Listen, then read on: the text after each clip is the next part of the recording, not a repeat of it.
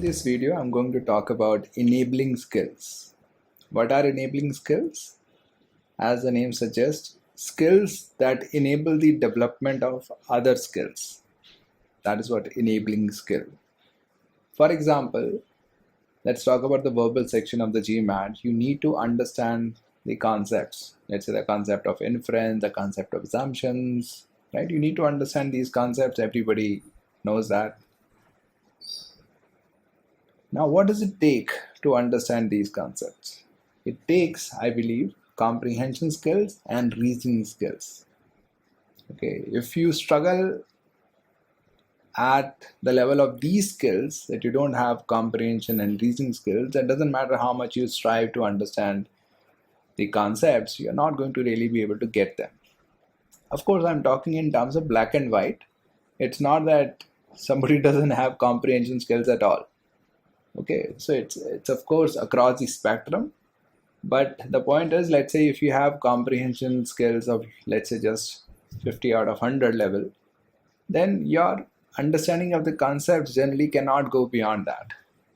Okay, to even be able to understand the concepts, you need to have that comprehension skill in place, and to be able to apply the concepts, you need to have reasoning skills in place, and of course you also need comprehension skills to apply the concepts.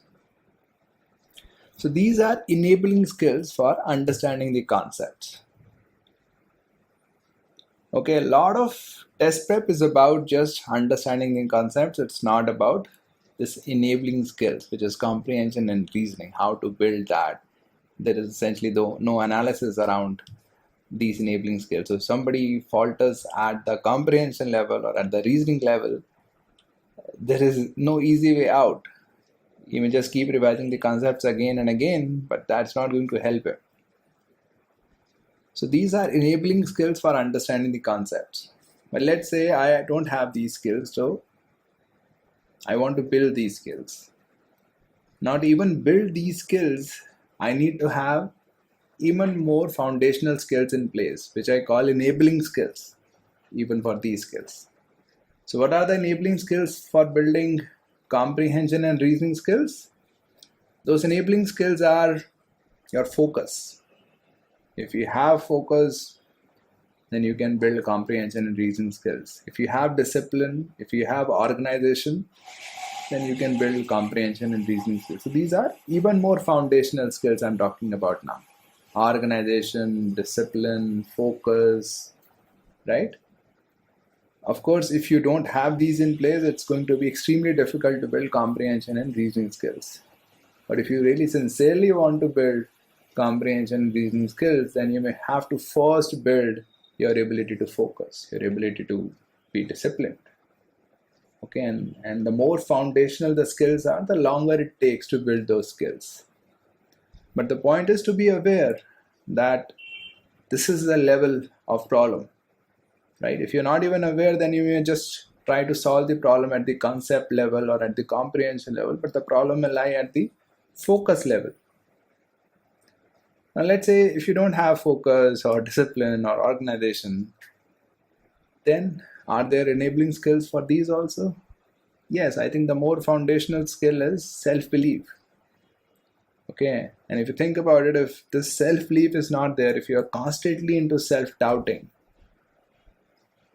then you will not be able to build the more higher level skills, which are, let's say, comprehension, reasoning skills. If you're consistently doubting yourself, you will not have the energy to invest to building comprehension and reasoning. So more foundational skill is your belief in yourself.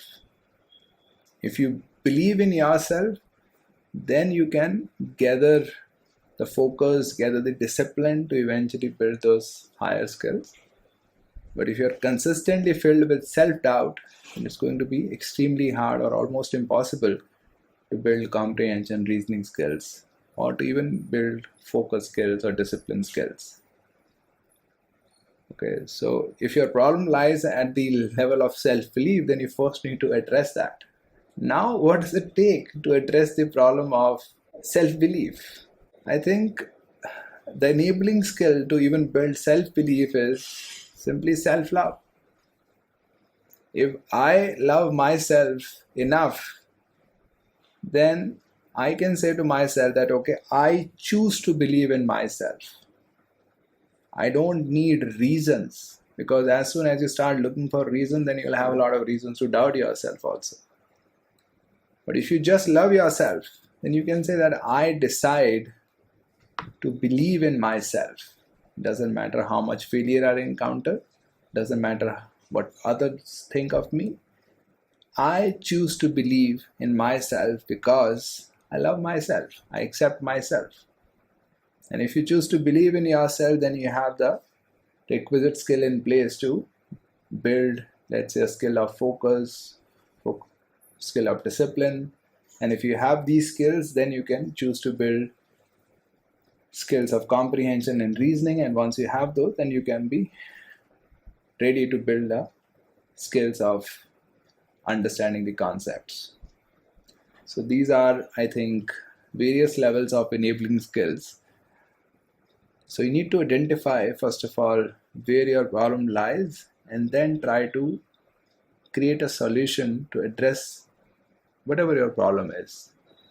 If you are always staying at the level of the concepts and not really digging deeper to understand where your problem is, then you may never be able to address your problem. Okay, so first get to the root of your problem and then try to come up with a solution to that. Thank you.